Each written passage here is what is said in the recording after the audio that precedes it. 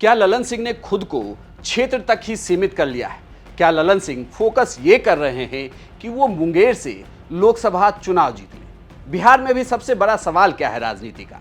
आप भी कहेंगे सीट शेयरिंग। सीट शेयरिंग का जवाब कौन देगा?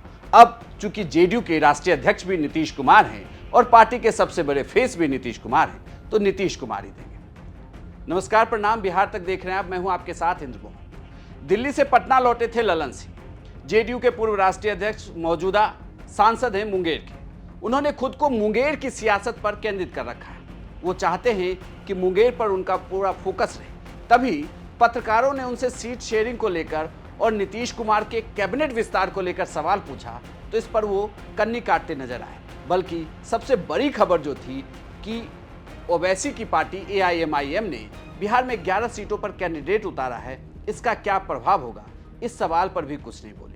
सीए पर जवाब दिया, बाकी सवालों को चलता कर गए। सीए जो पूरे देश में लागू हुआ, विपक्षी इसका विरोध कर रहे हैं। विपक्ष का विरोध करने का काम है, लेकिन सीए का विरोध करने का कोई आधार होना चाहिए ना। कानून बना, पार्लियामेंट से पास हुआ, महामहिम राष्ट्रपति का दस्तखत हुआ और कानून अगर बना तो लागू हुआ, इसमें कौन बड़ी बात है। और अगर पाकिस्तान में, बांग्लादेश में या अफगानिस्तान में अगर कोई अल्पसंख्यक जो हिंदू समाज के लोग, जैन समाज के लोग, सिख समाज के लोग अगर रह रहे हैं तो वहाँ अल्पसंख्यक हैं, तो उनके प्रति अगर न्याय के लिए कोई कानून बना तो इसमें कौन सा चीज हल्ला करने का कोई आधार है।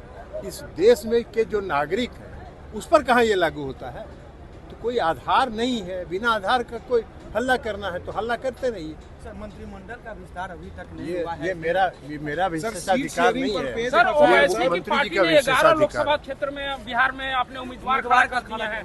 इंडिया गठबंधन को क्या इससे नुकसान होगा या किसने खड़ा कर दिया? ओवैसी की ओवैसी की पार्टी पार्टी में 11 ओवैसी की लोकसभा पार्टी ये आई खड़ा है। करने की जो वैसी की भी पार्टी है वो अपना खड़ा करते हैं, इसमें कौन खास बात? सीट शेयरिंग पर पेज फंसा है। सर, चिराग पासवान नाराज चल रहा के है। अंदर ये भारतीय जनता पार्टी का जो केंद्रीय नेतृत्व है वो उन लोगों से बात कर रहा है। बिहार में कैबिनेट विस्तार कब होगा, ये सवाल लगातार उठ रहा है। साथ ही एनडीए में सीट शेयरिंग का फॉर्मूला भी फंसा हुआ है।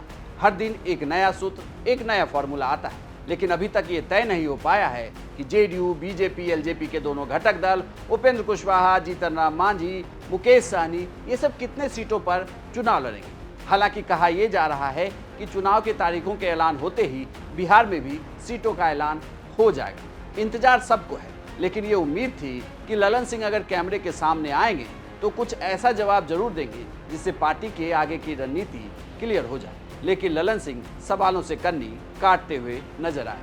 आपको यह जानकारी कैसी लगी हमें कमेंट बॉक्स में लिखकर जरूर बताइएगा और बिहार की तमाम खबरों के लिए आप देखते रहिए सिर्फ बिहार तक।